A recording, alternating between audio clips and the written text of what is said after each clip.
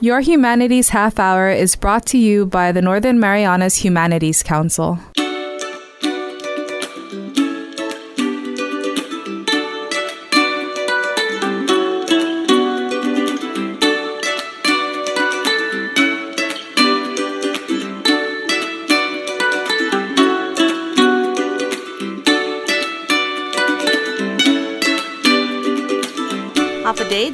Welcome to Your Humanities Half Hour. I'm Catherine Perry. On August 2nd, 2015, the strongest typhoon of the year passed over Saipan, packing winds over 100 miles per hour, gusting up to nearly 200. And in its wake, Typhoon Soudelor left trees and buildings destroyed, thousands of residences uninhabitable, and critical infrastructure inaccessible to the population. President Obama subsequently declared Saipan a federal disaster area. Our community bonded together to overcome the disaster, and one of the groups that seemed to almost spontaneously emerge from this bonding was CARE, Commonwealth Advocates for Recovery Efforts. Our guests today, 1 year later, are CARE Director Jenny Hegland and also AJ Mettao, Data Specialist for the Crisis Counseling Program of the Community Guidance Center. Jenny, AJ, welcome to Your Humanities Half Hour. Thanks for having us. Yes, thank you so much. Well, I think one of the hot question after Typhoon Soudelor hit was, where were you during the typhoon? What happened? What's your story? Real briefly, tell us that day. What was your situation, AJ? Well, my situation was, I was at home, and after the storm had hit, that next morning when I got out, it was just, the feeling was so overwhelmingly impactful to my life, because a lot of neighbors around me had total damages to their homes, and they have kids, and so it was really fortunate for me. My house was damaged and flooded, but I live in a concrete house, so it was, although windows were shattered and other things like that, it was just really hard for me to see my neighbors, without a house and stuff like that. So it was very painful, but I'm really happy to see how we came together as a community, for sure. And as I mentioned, CARE is one of those names that came to the forefront kind of early as kind of the group that kind of brought several entities and individuals that wanted to help together. Jen, where were you during Typhoon Soudelor?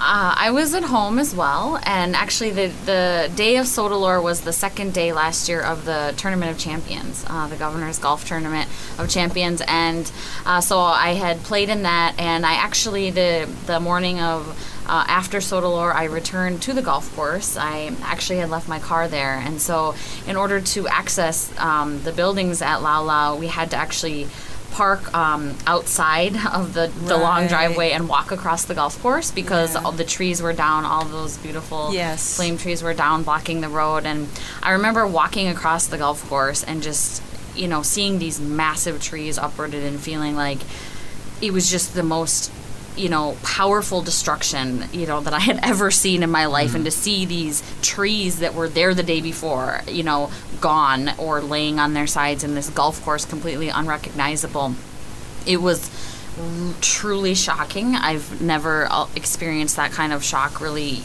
either. And little did we know that in the days to come we would find out that it was really families that suffered the most. So while things like golf courses were severely damaged, so many families, thousands lost their homes, and from there, I think so many people, like AJ said, came together, and Commonwealth Advocates for Recovery Efforts is a cross-sector network that did about a month after Soudelor, but there were many groups who were on the ground responding, immediately, including the American Red Cross and, of course, our first responders, and then you have your kind of grassroots groups that popped up, like United for Saipan and CORE and some other groups like that. So in that first month, it was really quite a community response effort. Mm-hmm. What specifically is the role of CARE, and how did it come to be?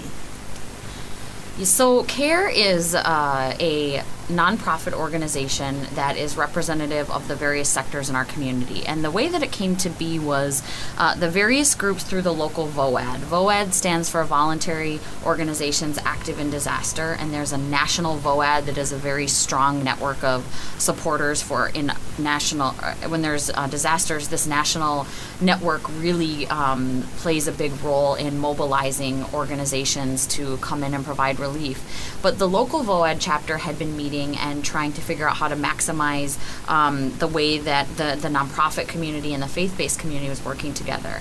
And that small group, when it was meeting, really, said that, okay, foresaw that the long-term unmet needs of this disaster were going to be, the scope of those was going to be very large, and the scale, and that we really needed the whole community to come together to strategize. We were all very focused on response, and we started to learn from our FEMA counterparts and others that recovery is a very different thing from response. And so while we were focused on response, we needed a cross-sector group to start looking at long-term recovery. And so the local chapter of the VOAD put out an invitation along with the governor's office. And we had a volunteer facilitator at that time who was Jerry Willis. Many of you probably know her. She's a wonderful community leader and advocate. She helped to facilitate the coming together of this group. And so any organizations who were interested and citizens who were interested were welcome and invited there. So we had representatives from the nonprofit community, the faith-based community, from the local VOAD, from the governor's office and other government agencies, from the business community, from the federal government and the partners that were here on the ground. And together we established our mission, which is to build a more resilient community and to identify and work together to address the long-term unmet needs of families impacted by disaster. And that's how the group came together. What is the first, most pressing need you feel you addressed when the organization started? That's a really good question. I think my answer to that would be sort of twofold. One would be that sort of just this centralized point for communications and information sharing. There's obviously a lot of moving parts in response to a disaster of this magnitude. And so CARE as a network, because we had all the cross-sector representation, getting together in the same room, we were really able to share information and help people really understand sort of the big picture and facilitate that working together. Which our community had really been doing well already, but really facilitate that communication. But the other piece is we really started our work in phases, and one of the more immediate needs that other groups in the community hadn't been assisting with was debris removal in the villages. And through a couple of partnerships with United for Saipan and AmeriCorps disaster response teams, CARE volunteers, several hundred, were able to go out into the community. We had almost 60 volunteer events over the first couple of months after Soudelor, and we removed thousands of cubic yards of debris from villages, having volunteers help families who didn't have able-bodied people to sort and move this heavy debris from their yards and from their homes. And we worked in close partnership with DPW and the mayor's office and many others. And so that was the first phase of our sort of recovery work that we did in the community. So AJ, while CARE was meeting more of the physical needs of the people, the crisis counseling program looks more at the emotional needs of the people. I was able to go out to the shelters and interview shelterees a few weeks after the typhoon, and it was pretty insightful how much they were still impacted. Number one, by not having a permanent place to live. Number two, by not having a difficult time finding a permanent place to live. Tell us a little bit about what the program hopes to address. The Community Guidance Center, I want to shed light on them because you're bringing, the shelter up. They started going out to the shelters, and, before the crisis counseling program started, they were sort of doing crisis counseling program work. What they did was they would go out to the shelter and kind of just play with the kids and sing some songs and kind of give the parents some break. Breaks from are important. just the everyday in the shelter life was really tough on the survivors out there. So the work that they started, they found out later that there was a grant. Our FEMA partners told us about a grant and said, you can create a program that will help out with emotional the emotional recovery efforts, providing emotional support. And so CGC was able to get awarded this grant, and the crisis counseling program was then introduced to the island.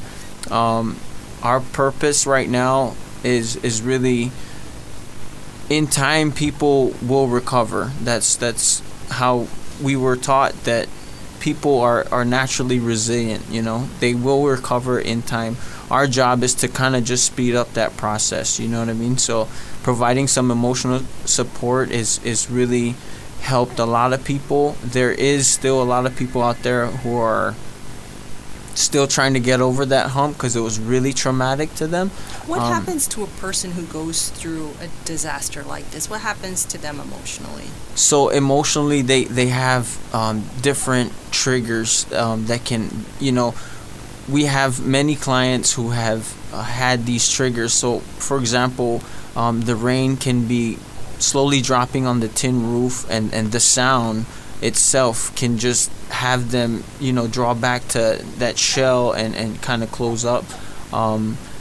There's a lot of emotional damage that happens to a person, but it's definitely, you can recover from it.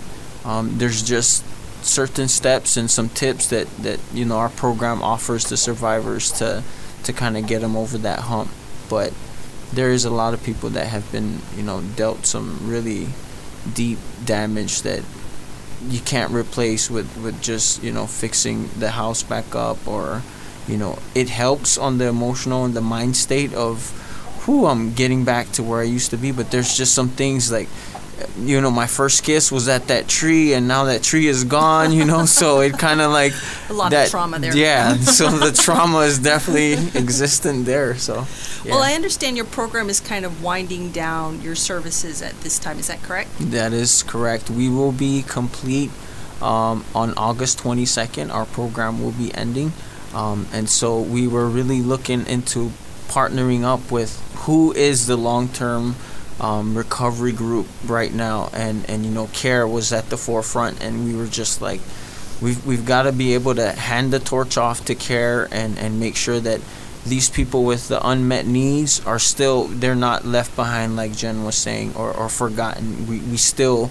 we want to make sure that everybody's taken care of. And then, of course, the Community Guidance Center has always been there for any kind of emotional support.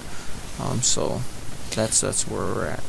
Well, the nice thing is you're going out with a hurrah in a way, in that there's a number of activities planned for this week to commemorate Typhoon Soudelor, and we want to hear more about that in the second half of the show. But as you mentioned, your program is closing down. How about you guys, Jen? Where are you at right now in terms of your services, and where do you think you're headed?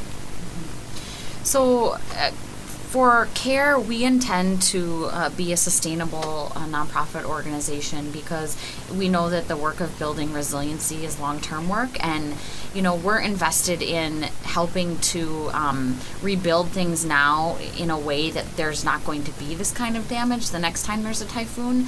Unfortunately, part of the reason why the damage was of the extent that it was from Soudelor really had more to do with systemic poverty than anything else. And, homes that were not properly built and built to code, not because people are lazy, but because people didn't have the resources to build them any other way. Those are the homes that were destroyed, and those are the people who are struggling the most to repair and rebuild a structure that's actually going to keep their families safe from the next typhoon. And so, these systemic issues are not going to go away anytime soon. And as a community, I think we are I think that's one of the positive things that's come out of Soudelor, is it shed light, on some of the dangers of allowing systemic poverty to persist at this level.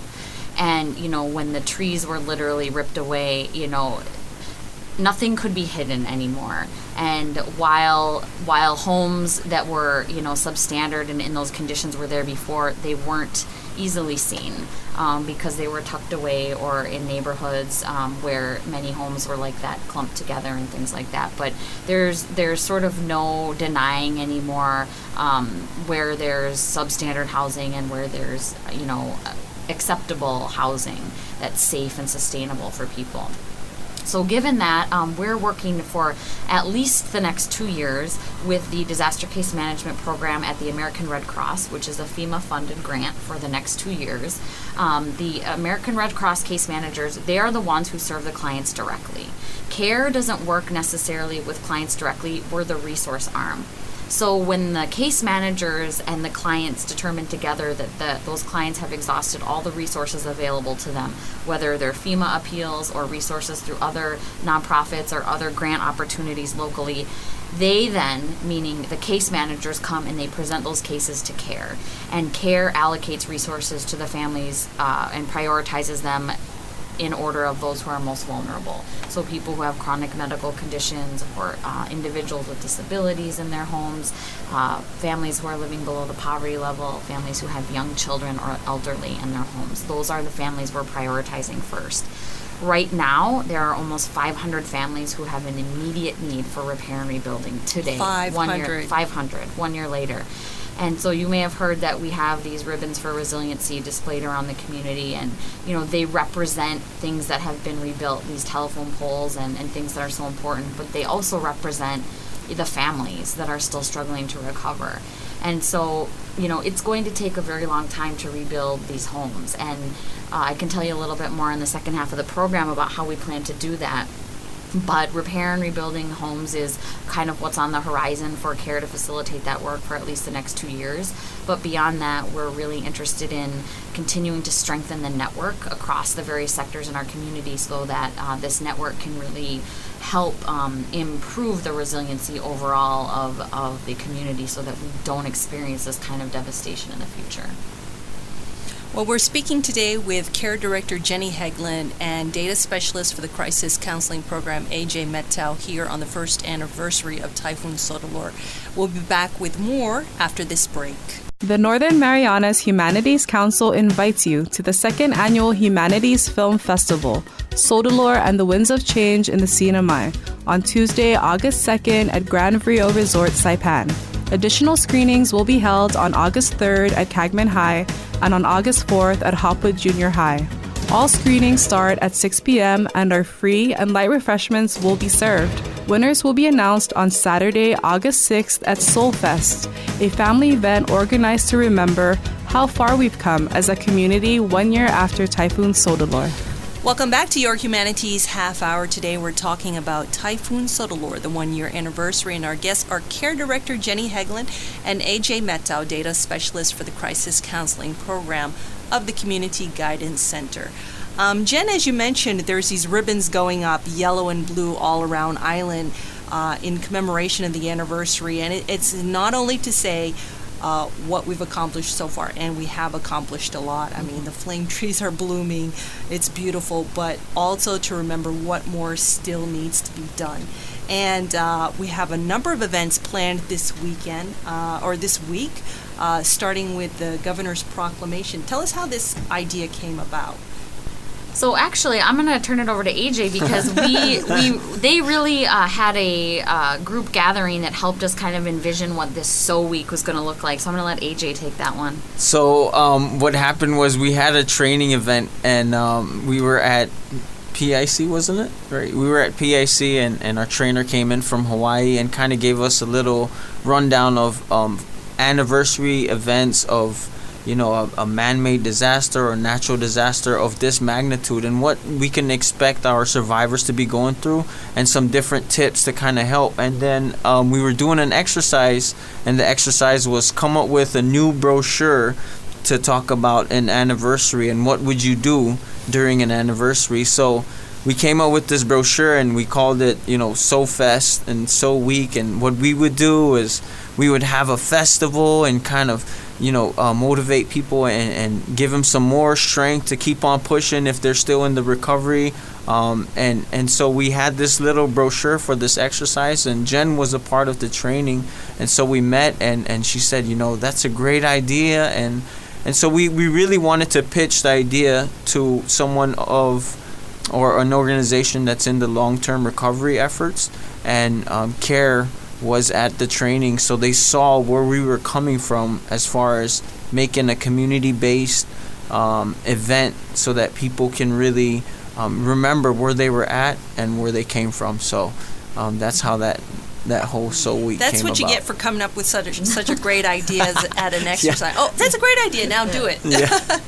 Well, it's going to start off, I understand, with this second annual film festival by the Northern Marianas Humanities Council, Typhoon Soudelor and the Winds of Change. This is a free film festival, and the premiere screening will be Tuesday at 6 p.m. at Saipan Grand Rio Resort, and then also Wednesday at Cagman High, Thursday at Hopwood Junior High. All of those screenings at 6 p.m.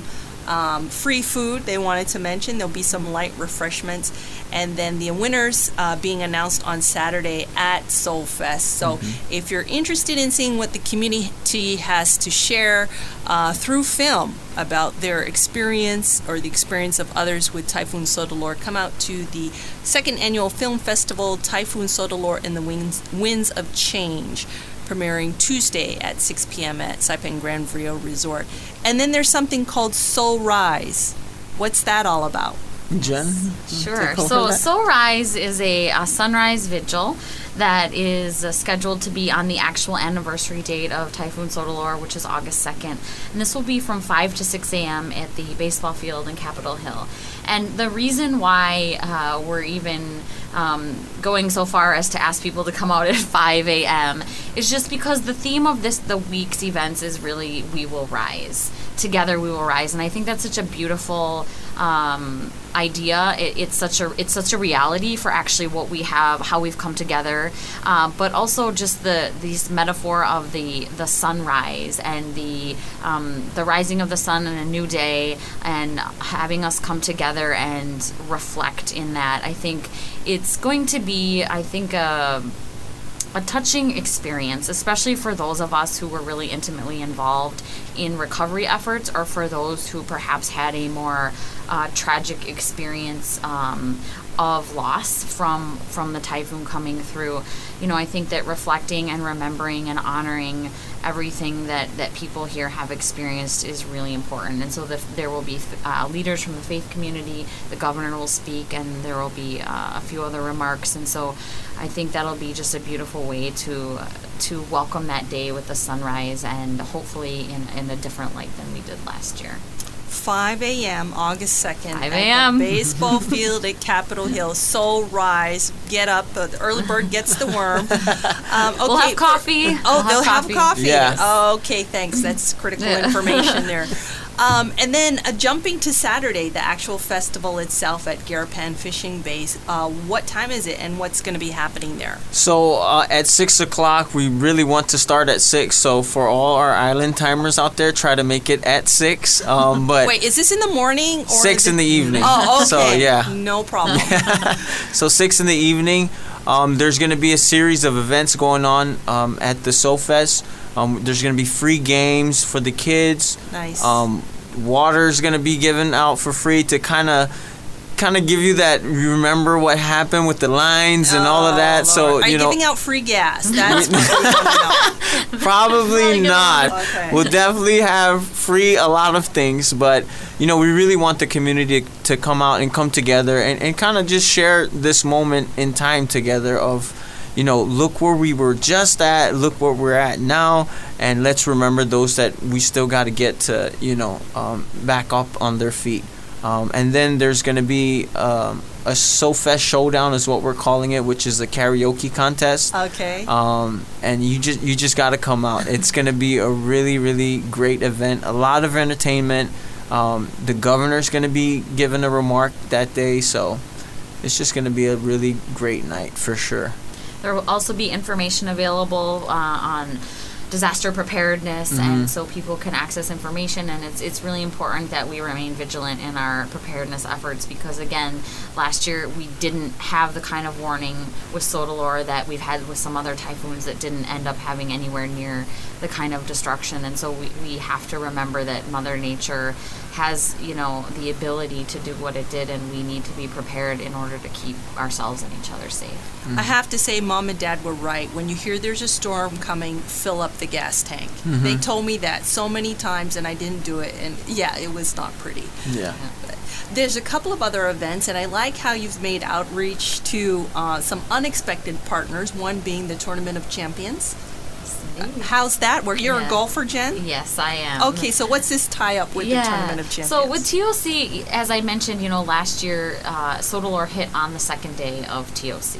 And so for anyone who golfed that day, you know that the weather, was pretty bad. It made for a difficult round of golf. And so it's a way to commemorate that in that, the tournament's happening this year again. But part of the way that I view it is this is, the real champions in our community are the families who are still living without power and without water, and they are making it work because they have no other choice.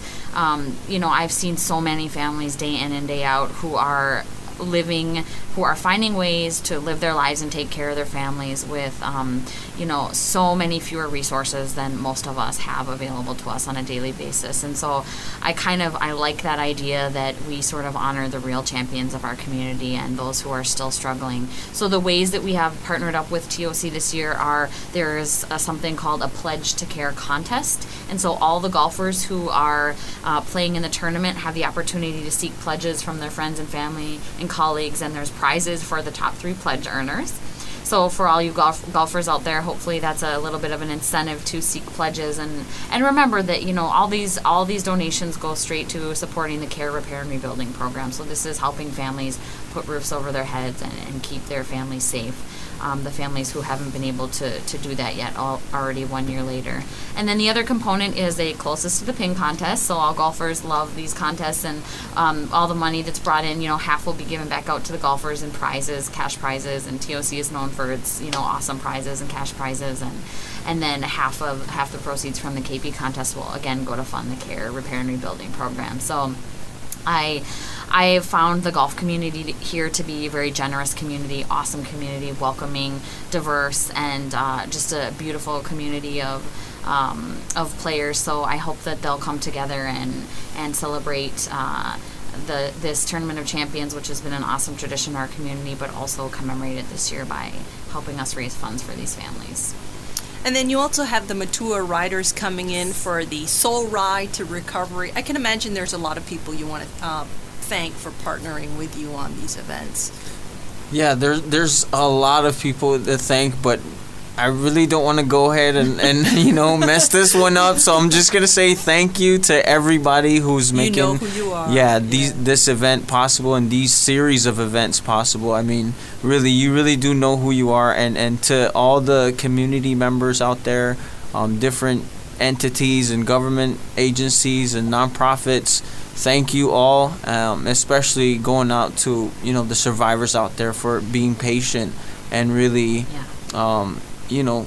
Just hanging in there for us. So, thank you to the survivor especially, for sure. Any final thoughts before we go?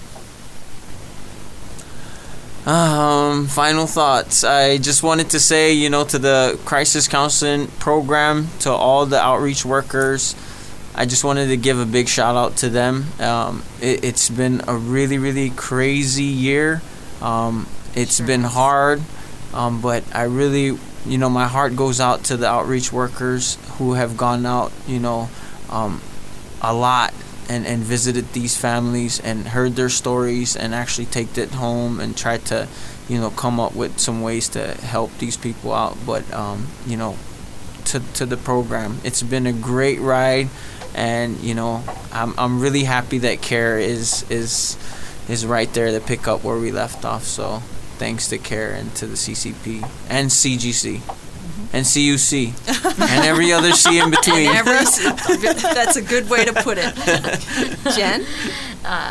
Well said, AJ. And, you can find the full schedule of anniversary events on the CARE website. It's carecnmi.org. I encourage you to go there and look at the details of all the events. Please come out and, this week is as much about just being together and being in community, building community and experiencing community in every way we can, because I think that's one of the things that Soudelor did was it just united people. And we're a diverse community, but when we unite, I think we're at our best. So check it out at the schedule again at carecnmi.org, or you can look at our CARE Facebook page. Please like us, and you can see updates on the different events and things that we have going on. There's also a donate button on the top right of the CARE website, and so for anybody who would like to support families who are still recovering in their repair and rebuilding efforts and other long-term recovery work, please support us financially as well, because we do have a long way to go to helping our most vulnerable families so that they can recover as well. Our guests today have been Care Director Jenny Hegland and AJ Mettao, Data Specialist for the Crisis Counseling Program. Thank you both for making time today. Thank you and for having for us. all you're doing. Thank you. This has been Your Humanities Half Hour. I'm Catherine Perry. This program was supported by a We the People grant awarded to the Northern Marianas Humanities Council from the National Endowment for the Humanities. Any views, findings, conclusions, or recommendations expressed in this program are those of the participants and do not necessarily represent those of the National Endowment for the Humanities or the Northern Marianas Humanities Council.